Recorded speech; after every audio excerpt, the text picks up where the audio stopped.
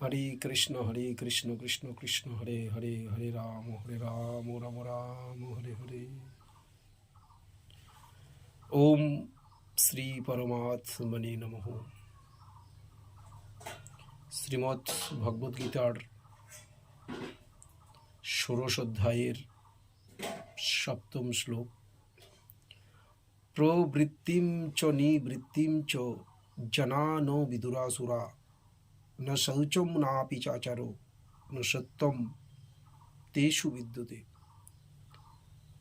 প্রবৃত্তিম চ নিবৃত্তিম চ অর্থাৎ কোন কাজে প্রবৃত্ত হওয়া বা যুক্ত হওয়া এবং কোন কাজে নিবৃত্ত হওয়া বা বিরত থাকা, এই দুটি বিষয় জানাহ ন বিদুরাসুরা, যারা আসরিক স্বভাব সম্পন্ন ব্যক্তি তাদের জানা নেই।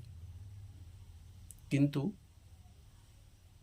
ন শৌচম নাপি চাচারো ন সৌত্তম তেষু বিদ্যতে, যারা এই আসরিক স্বভাব সম্পন্ন তারা সত্য বিষয়টা থেকে দূরে থাকেন, তাদের মধ্যে শুচিতা নেই, অন্তরে এবং বাইরের যে শুচিতা, সেই শুচিতা বা পবিত্রতা ভাব কম লক্ষ্য করা যায়। এবং কি না সত্যম তেষু বিদ্যতে, তেষু মানে তাদের মধ্যে সত্যতাও বিদ্যমান নেই। তারা সৎ বা সত্য থেকে দূরে থাকাটাকেই পছন্দ করে। কারণ হচ্ছে তাদের মধ্যে কিছু আসরিক গুণ প্রবেশ করে থাকে, যার ফলে তারা মিথ্যা ভাষণ দিতে পছন্দ করে। এমনকি সৃষ্টিকর্তা বা ভগবানকেও তারা মানতে চান না। তাদের মধ্যে সত্যতা কম দেখা যায়। তাদের